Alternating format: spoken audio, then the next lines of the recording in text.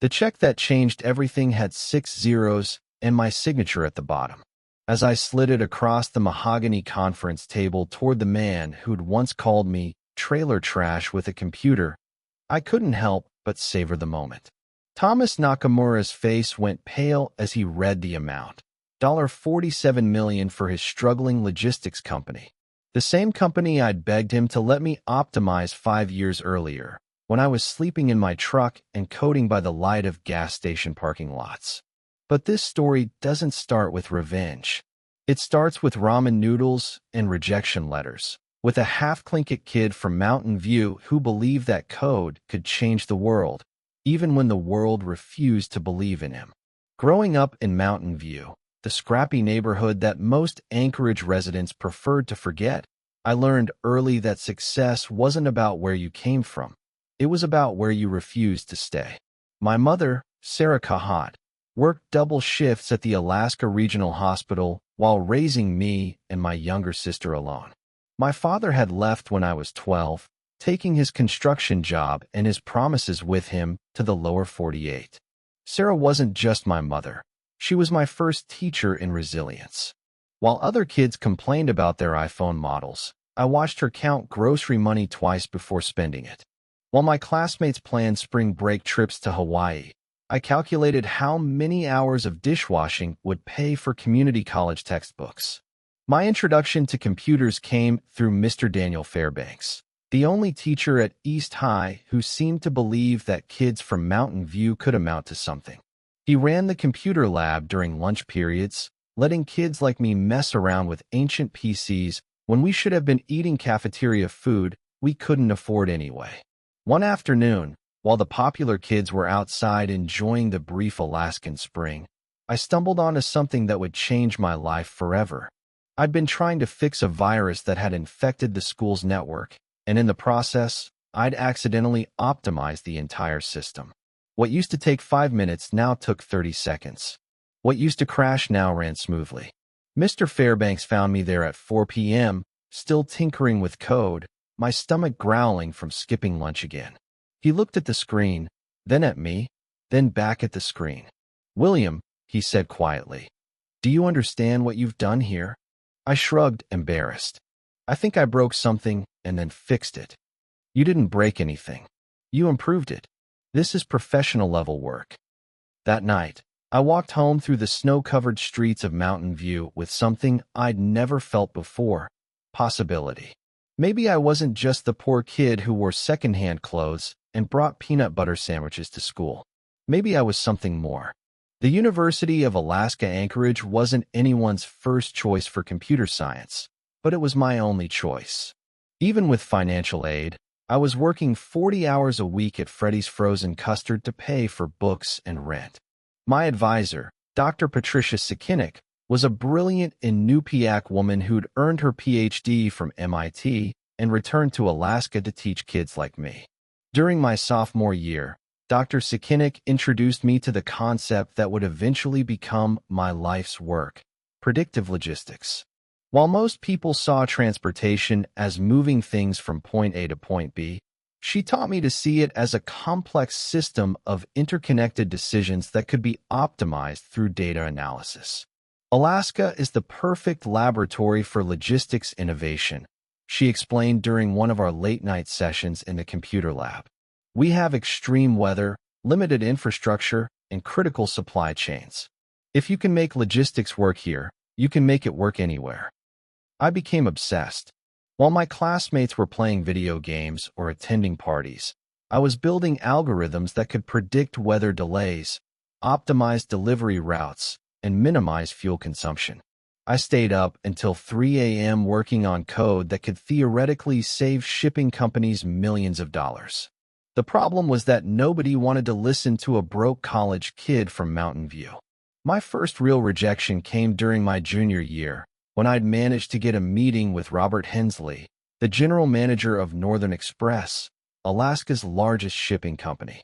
I'd prepared for weeks, creating a presentation that demonstrated how my optimization software could reduce their fuel costs by 15% while improving delivery times by 22%. I took the bus to their headquarters in downtown Anchorage, wearing my only suit, a navy blue number my mother had bought me at Goodwill for my high school graduation. The building was intimidating, all glass and steel reaching toward the perpetually gray Alaskan sky.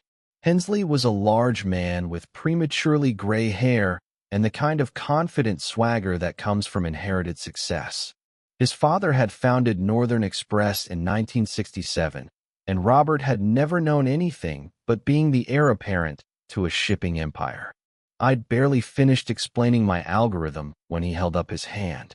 "Son, I appreciate your enthusiasm, but this is the real world. We've been moving cargo in Alaska for 50 years. We know what works. Some computer program isn't going to replace decades of experience." I tried to show him the data, the projections, the proof of concept I'd built using publicly available shipping schedules. But he was already standing up, signaling that our meeting was over. "Keep studying," he said with a patronizing smile. "Maybe someday you'll understand how business really works." I left that meeting with my face burning with embarrassment and my resolve hardening like permafrost. Maybe I didn't understand how business worked, but I understood how data worked. And data didn't lie. The breakthrough came during my senior year, in the most unexpected way possible. Dr. Sikinik had connections with Arctic Supply Solutions, a small company that specialized in delivering equipment to remote villages across Alaska. Their owner, Mary Tobin, was a former bush pilot who'd started the company after retirement. She was struggling with route optimization for her small fleet of cargo planes. Unlike the corporate executives who'd dismissed me, Mary actually listened.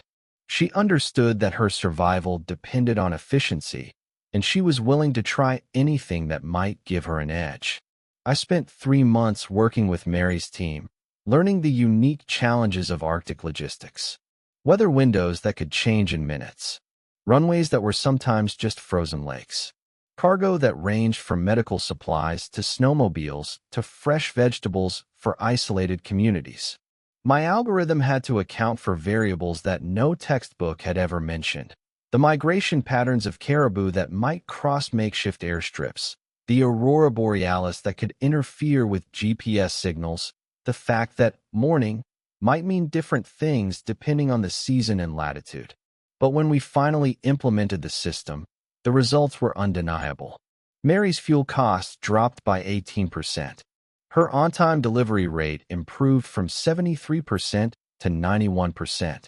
Most importantly, her profit margins increased enough to allow her to hire 2 additional pilots and expand her service area. Word began to spread through Alaska's tight-knit aviation community. Arctic Supply Solutions was suddenly the most reliable carrier in the state, and everyone wanted to know how they'd done it. That's when I realized I'd been thinking too small. Instead of trying to convince established companies to adopt my technology, I should be building my own company around it. Starting a logistics company with $3,000 in savings and a maxed-out credit card was probably the stupidest thing I'd ever done. But it was also the most necessary. I graduated from UAA in the spring of 2019 with a degree in computer science and a business plan that Dr. Sikinik had helped me refine. My company, Frostbridge Logistics, would use predictive algorithms to optimize shipping routes across Alaska and eventually the entire Pacific Northwest. The first year was brutal. I worked out of my studio apartment in Mountain View, sleeping on a futon and eating more ramen than any human should consume. My mother thought I'd lost my mind, giving up job interviews with stable companies to chase what she called pipe dreams. But I'd learned something important from Mary Tobin. The best opportunities weren't with the biggest companies. They were with the companies that were hungry enough to try something new. My first major client was Northern Lights Seafood, a mid-sized processor in Kodiak that was struggling with spoilage during transport. Their owner, David Peterson, was a second-generation fisherman who'd expanded into processing but was losing money on logistics. Using my algorithm, I redesigned their entire shipping operation. Instead of sending trucks on predetermined routes, the system would analyze weather patterns, traffic data, and delivery schedules to optimize routes in real time. The result was a 23% reduction in spoilage and a 31% improvement in delivery times. David became my first true advocate. He introduced me to other processors, distributors, and shipping companies across Alaska. Each success built on the previous one, creating a network of clients who trusted my technology because they'd seen it work. By the end of my second year, Frostbridge was processing logistics for 37 companies across Alaska, from small fishing operations to major mining companies. We'd saved our clients a combined $2.3 million in fuel costs and prevented countless delays. But the real validation came when Robert Hensley, the same man who dismissed me as a naive college student, called my office personally. Hensley's voice on the phone was carefully modulated, professional, but with an undertone of desperation that I recognized from my own early days. "William, I've been hearing interesting things about Frostbridge. I think it might be time for Northern Express to explore some technological solutions." I almost laughed. The same company that had been moving cargo in Alaska for 50 years and didn't need some computer program was now calling me for help. "What kind of solutions are you looking for, Robert?" "Well, we've been having some efficiency challenges lately. Our competitors seem to be offering better delivery times and lower costs. We need to modernize our operations."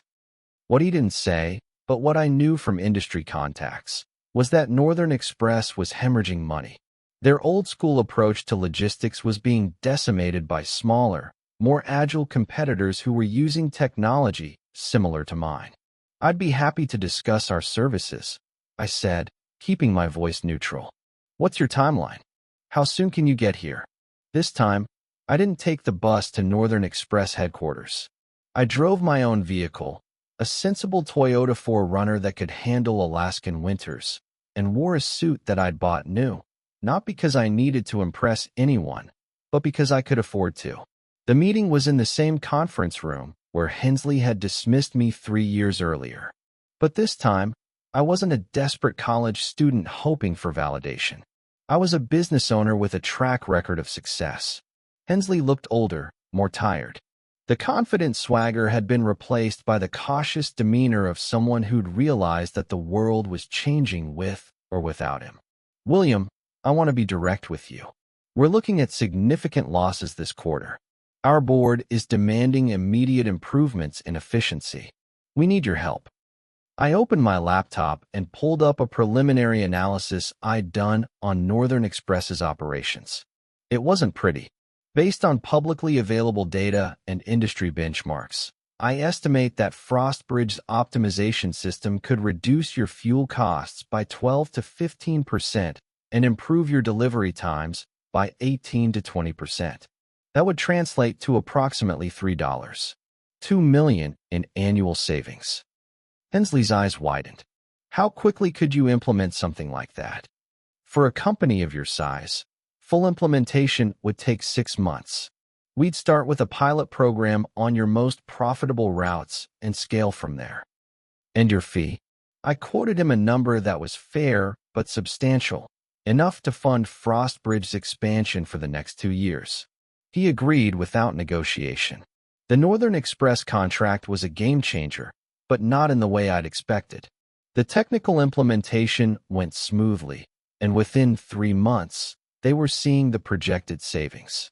But more importantly, landing Alaska's largest shipping company as a client opened doors I hadn't even known existed. Suddenly, I was getting calls from companies across the Pacific Northwest. Boeing wanted to discuss optimizing their supply chain for Alaska operations. The Alaska Railroad Corporation was interested in integrating their scheduling with trucking logistics. Even the military was asking about potential applications for remote-based supply. I found myself in the strange position of having to turn down business because I didn't have the infrastructure to handle it all. That's when I made the decision that would transform Frostbridge from a successful regional company into a national player. I decided to raise venture capital and scale aggressively. The venture capital scene in Alaska was virtually non-existent, which meant I had to look to Seattle and Silicon Valley for funding. This introduced me to a whole new category of people who thought they understood business better than I did. My first pitch was to Cascade Ventures, a Seattle-based firm that specialized in logistics and transportation investments. Their managing partner, Jennifer Martinez, was a Harvard MBA who'd made her fortune in the dot-com boom of the early 2000s. The pitch meeting was held in a conference room on the 42nd floor of the Columbia Center, with floor-to-ceiling windows overlooking Elliott Bay.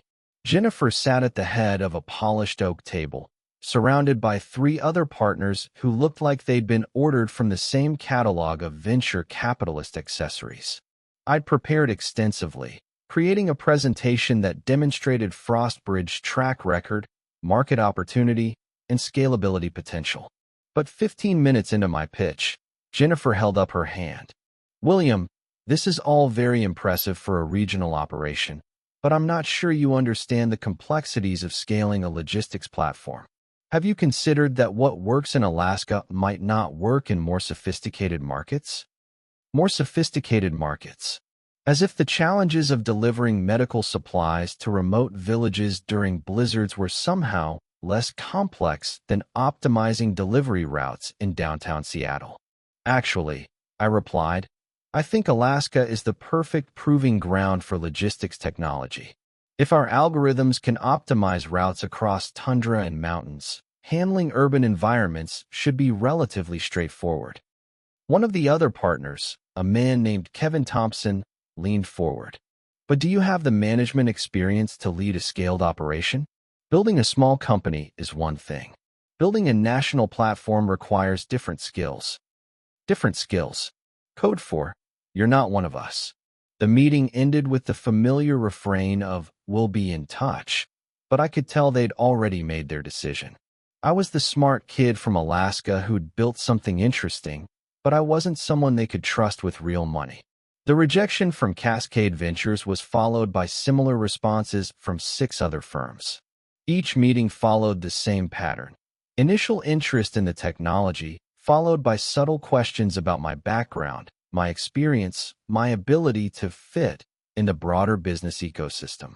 I was starting to understand that raising venture capital wasn't just about having a good product or strong financials.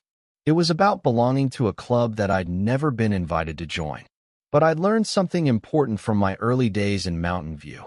When the front door is closed, you find a side window.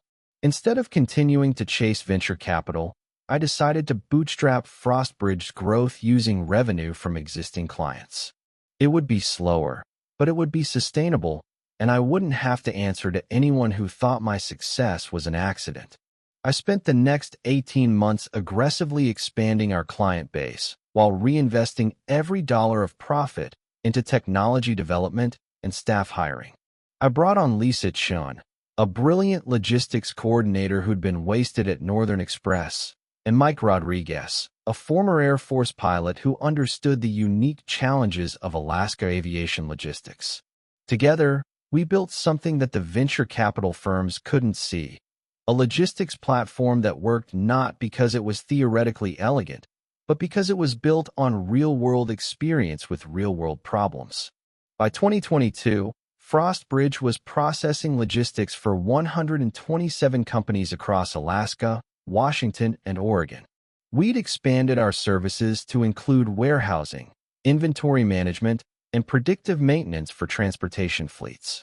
Our annual revenue had grown to $4.7 million, and we were profitable. More importantly, we were saving our clients money. Lots of money.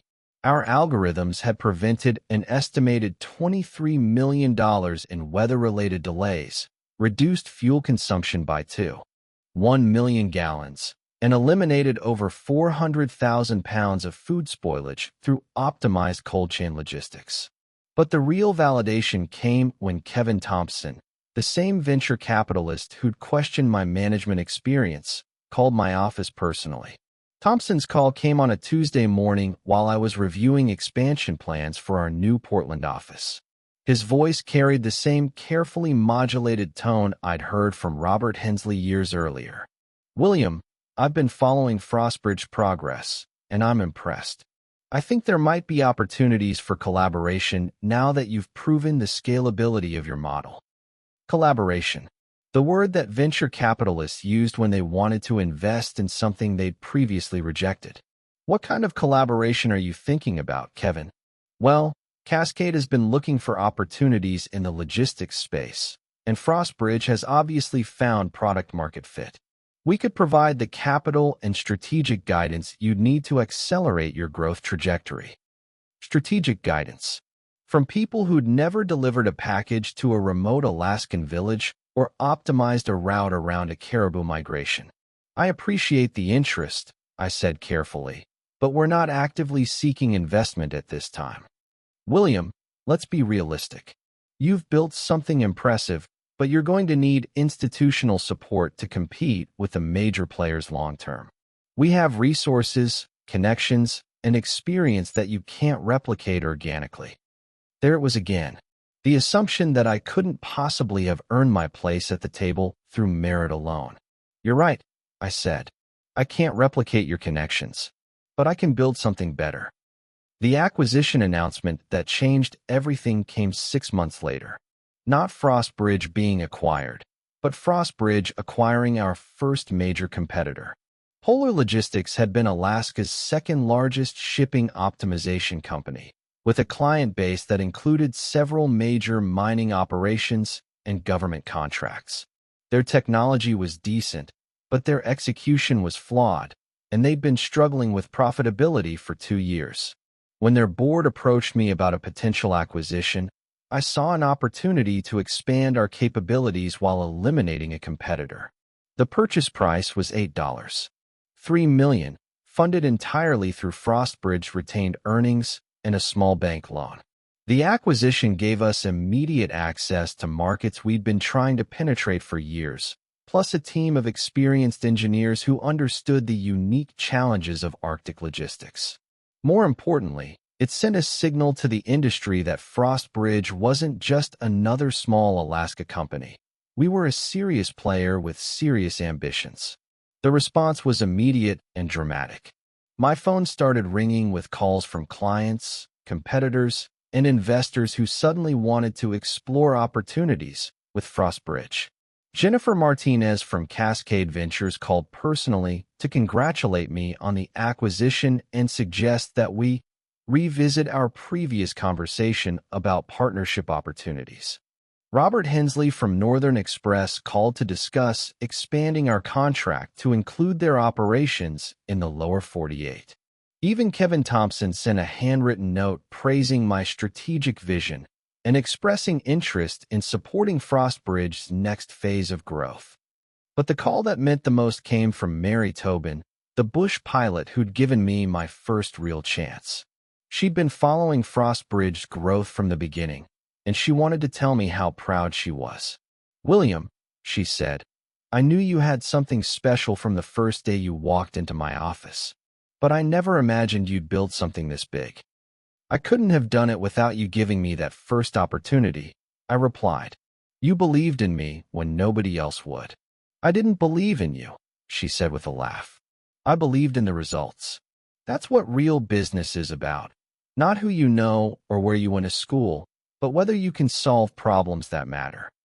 The next phase of Frostbridge's growth required a different kind of thinking. We'd proven that our technology worked in Alaska and the Pacific Northwest, but expanding to national markets would require significant capital and strategic partnerships. This time, when I approached venture capital firms, the conversations were different. Instead of skeptical questions about my background and experience, I was fielding competing offers from firms that wanted to lead our series of funding round. The term sheet from Cascade Ventures was particularly generous, $15 million in funding at a $45 million valuation, with Jennifer Martinez joining our board of directors. But I'd learned something important about negotiating from a position of strength. You don't have to accept the first offer, no matter how good it looks. Instead, I decided to run a competitive process, taking meetings with 8 different firms over the course of 6 weeks. Each meeting was a masterclass in how differently people treat you when you're the one they need, rather than the one who needs them. The same investors who'd questioned my ability to scale now praised my methodical approach to growth. The same people who'd worried about my lack of connections now marveled at my deep understanding of complex logistics challenges. In the end, I chose North Star Capital, a firm based in Vancouver that specialized in transportation and logistics investments. Their managing partner, Rebecca Chun, was a former McKinsey consultant who'd built her career on helping companies optimize complex operations. More importantly, Rebecca understood that Frostbridge's value wasn't just in our technology. It was in our deep understanding of how logistics actually worked in challenging environments. "What you've built in Alaska is remarkable," she told me during our final negotiation session. "But what excites me most is that you've proven the technology works in the hardest possible conditions. Scaling to easier markets should be straightforward." The series of funding closed at $18 million on a $50 million valuation, giving Frostbridge the resources to expand aggressively while maintaining control of our strategic direction. With fresh capital and a clear expansion strategy, Frostbridge began growing faster than I'd ever imagined possible. We opened offices in Seattle, Portland, Denver, and Calgary. We hired engineers, sales staff, and operations specialists who understood the complexities of modern logistics. But the real breakthrough came when we landed our first major enterprise client, Amazon. The e-commerce giant had been struggling with last-mile delivery optimization in rural and remote areas, exactly the kind of problem Frostbridge had been solving for years. Our algorithms could predict weather delays, optimize routes around geographic obstacles, and coordinate multiple delivery methods to ensure packages reach their destinations efficiently. The pilot program with Amazon started small, just a few hundred rural delivery routes across Alaska and northern Canada. But the results were immediately impressive: 27% improvement in delivery times, 19% reduction in fuel costs, and a 41% decrease in weather-related delays. Within 6 months, Amazon had expanded our contract to include rural delivery optimization across the entire western United States and Canada. The contract was worth $23 million annually and positioned Frostbridge as the go-to solution for complex logistics challenges. Other major clients followed quickly. FedEx wanted to optimize their Alaska operations. UPS was interested in our predictive maintenance algorithms. Even the U.S. Postal Service was exploring how our technology could improve mail delivery to remote communities. By 2023, Frostbridge was processing logistics for over 300 companies across North America. Our annual revenue had grown to $47 million, and we were expanding internationally with pilot programs in Northern Europe and Siberia. But the moment that felt most like vindication came when I received a call from Thomas Nakamura, the CEO of Arctic Transport Solutions. Nakamura's company had been Alaska's dominant logistics provider for over 20 years, built on old-school relationships and traditional methods. He was the one who'd called me trailer trash with a computer when I'd pitched him during Frostbridge's early days. His voice on the phone was carefully controlled, but I could hear the desperation underneath. "William, I think it's time Arctic Transport and Frostbridge had a serious conversation about the future of logistics in Alaska." The future of logistics in Alaska, not some technological solutions or modernization opportunities. The future. "I'm listening, Thomas. My board has been reviewing our performance relative to competitors, and it's clear that we need to make significant changes to remain competitive. I'd like to explore whether there might be opportunities for strategic partnership." Strategic partnership, the euphemism that struggling companies used when they needed to be acquired but didn't want to admit it. "What kind of partnership are you thinking about?" "Well, Arctic Transport has valuable assets, our customer relationships, our fleet, our established operations. Frostbridge has the technology and growth trajectory. Perhaps we could combine our strengths." I'd done my homework on Arctic Transport's financials. They were bleeding money, losing clients to more efficient competitors, and facing a cash flow crisis that would likely force them into bankruptcy within 18 months. I'd be interested in hearing more about what you have in mind, I said. Why don't you come to our offices next week? The meeting with Thomas Nakamura was held in Frostbridge's new headquarters in downtown Anchorage, a modern building with views of Cook Inlet and the Chugach Mountains. The conference room was equipped with the latest presentation technology, but more importantly, it was filled with the quiet confidence of a company that had earned its success. Nakamura arrived with his CFO and their lead operations manager, all of them carrying the careful demeanor of people who knew they were negotiating from weakness. William, Nakamura began, I want to be direct with you. Arctic Transport is facing some challenges, but we still have valuable assets that could benefit Frostbridge. I pulled out a folder containing our analysis of Arctic Transport's operations. Thomas, before we discuss partnership opportunities, I think we should be clear about the current situation. Based on publicly available information, Arctic Transport is facing significant financial pressures. His CFO shifted uncomfortably. We've had some difficult quarters, but you've lost 14 major clients in the past 18 months to competitors using more efficient routing technology. Your fuel costs are 23% higher than industry average. Your on-time delivery rate has dropped to 67%. You're hemorrhaging approximately $400,000 per month. The room went silent. These weren't public numbers, but they were accurate. I'd learned the importance of doing thorough research before entering any negotiation. Given these challenges, I continued, I'm not sure a partnership makes sense. However, Frostbridge would be interested in acquiring Arctic Transport's assets and client relationships. Nakamura's face flushed. We're not looking to sell the company. We're looking for strategic collaboration. Thomas, let's be honest about what's happening here. You're facing bankruptcy within 18 months. Your board is looking for an exit strategy that preserves some value for shareholders. Frostbridge can provide that exit, but only if we're talking about acquisition, not partnership.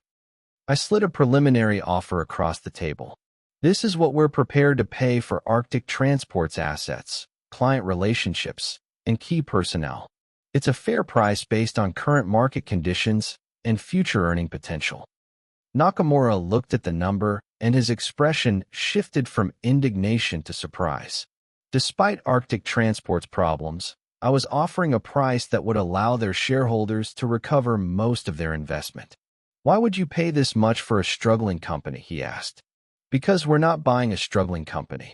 We're buying market share, client relationships, and operational assets that we can optimize using Frostbridge technology. Under our management, Arctic Transport's routes could be 30% more efficient within 6 months. The negotiation took 3 weeks, but eventually, we reached an agreement. Frostbridge would acquire Arctic Transport for $47 million, combining our technological capabilities with their established client base and operational infrastructure. The acquisition was announced on a Tuesday morning, with press coverage that positioned Frostbridge as the dominant logistics provider in Alaska and a major player in the Pacific Northwest market. The acquisition of Arctic Transport transformed Frostbridge from a successful regional company into a major player in the North American logistics industry. Our combined operations processed over $200 million in annual shipping volume, with clients ranging from small fishing operations to major multinational corporations. But the real satisfaction came from the integration process. Many of Arctic Transport's employees had been frustrated by their company's resistance to technological innovation. Under Frostbridge's leadership, they were finally able to implement the efficiency improvements they'd been advocating for years. Lisa Chun, who'd moved from operations director to chief operating officer, led the integration effort. Within 6 months, she'd optimized Arctic Transport's legacy routes using Frostbridge's algorithms, resulting in the exact improvements we'd projected: 30% efficiency gains, 25% reduction in fuel costs, and 40% improvement in on-time delivery rates. The former Arctic transport clients were amazed by the transformation. Companies that had been considering switching to competitors suddenly found themselves receiving better service than they'd ever experienced. But the moment that felt most like vindication came during the integration process, when I had a one-on-one meeting with Thomas Nakamura, who'd stayed on as a consultant during the transition. "William," he said, "I owe you an apology. When you first approached us years ago, I dismissed you because I thought you were just another kid with a computer. I didn't understand that you were building something revolutionary." "You weren't wrong to be skeptical," I replied. "Young entrepreneurs make big promises all the time. The difference is execution." "No, I was wrong about more than that. I was wrong about what success looks like.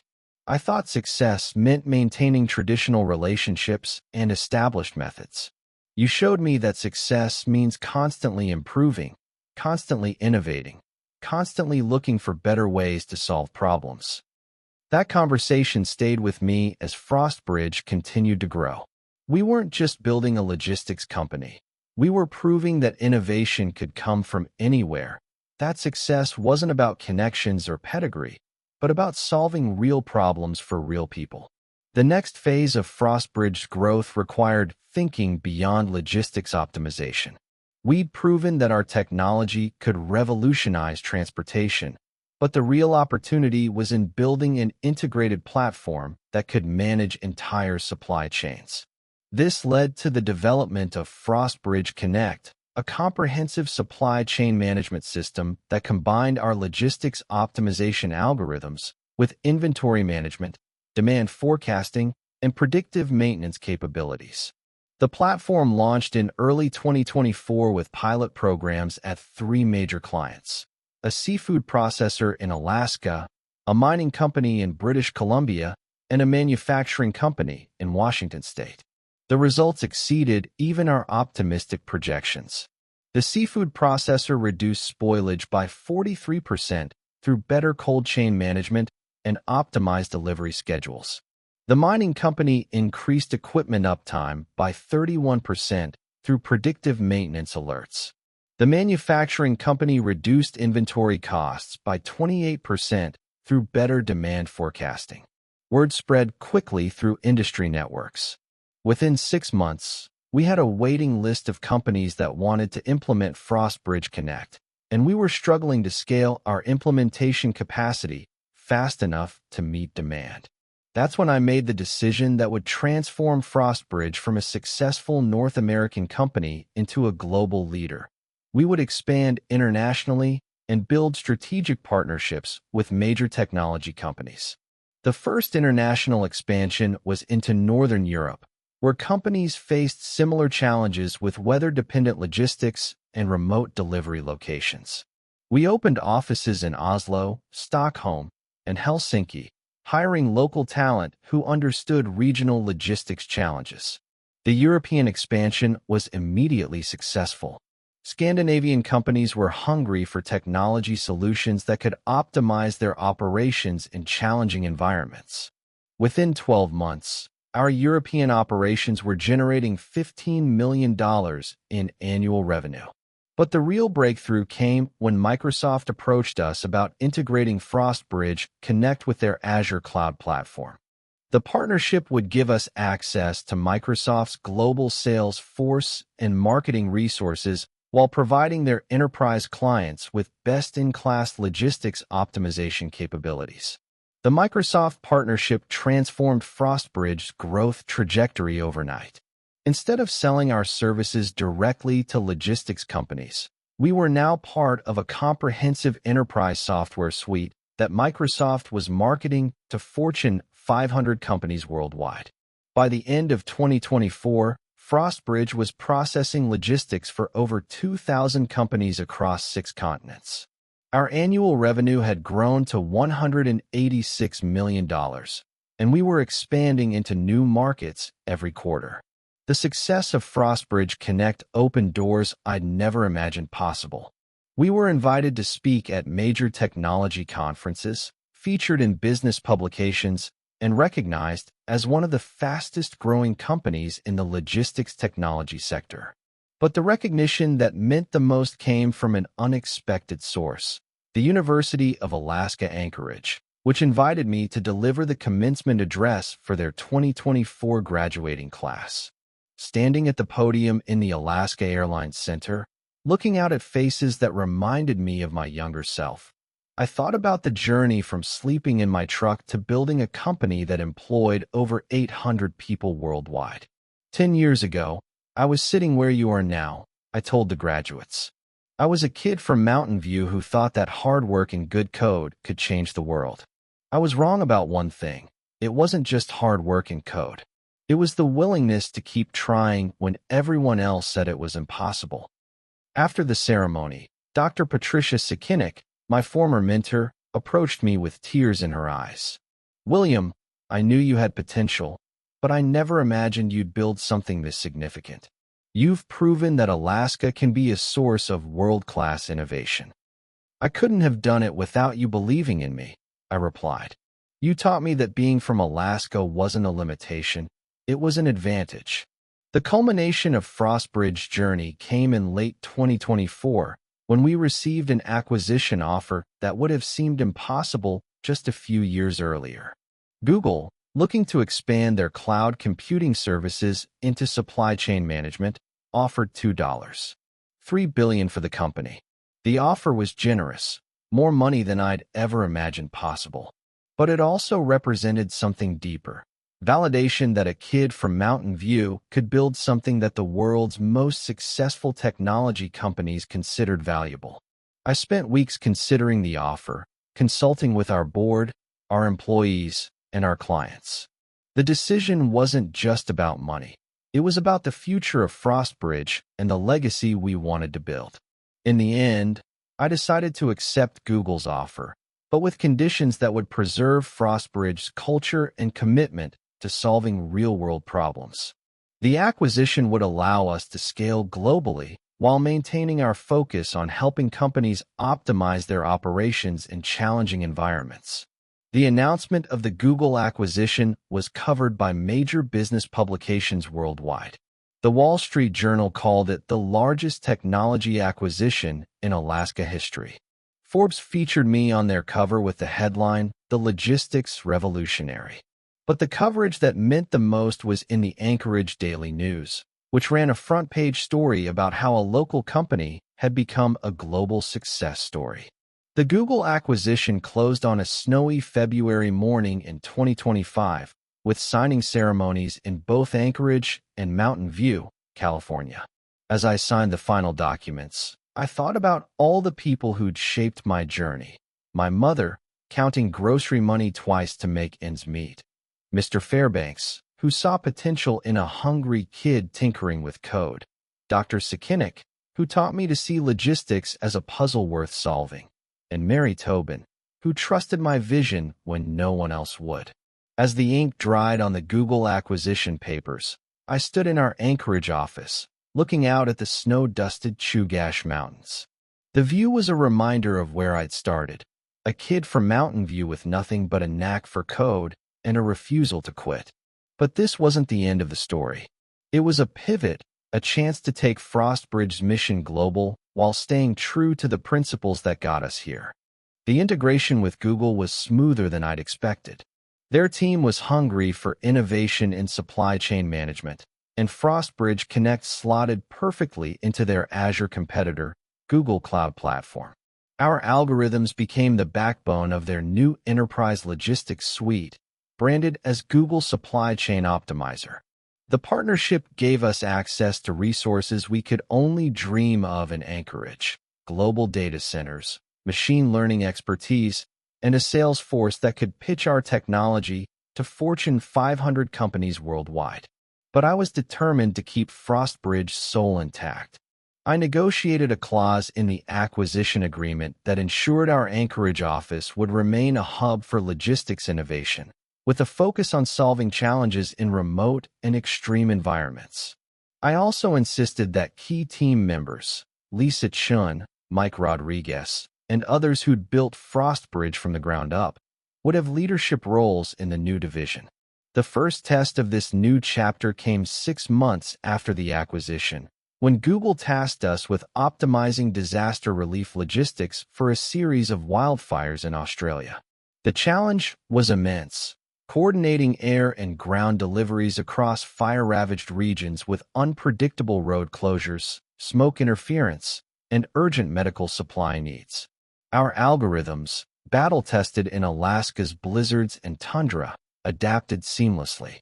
We reduced delivery times for critical supplies by 35% and ensured that remote indigenous communities received aid within 48 hours, something traditional logistics firms had struggled to achieve. The success in Australia led to more high-stakes projects. We optimized vaccine distribution in rural Africa, cutting transportation costs by 22% while ensuring cold chain integrity.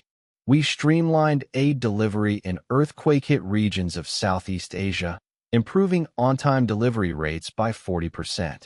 Each project reinforced what I'd learned in Alaska. The hardest environments breed the best solutions.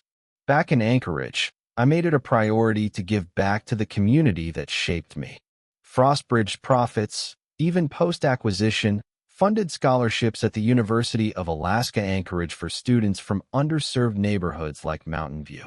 We partnered with local high schools to create coding boot camps, modeled after Mr. Fairbanks' lunchtime computer lab, giving kids access to the tools and mentors I'd been lucky to find.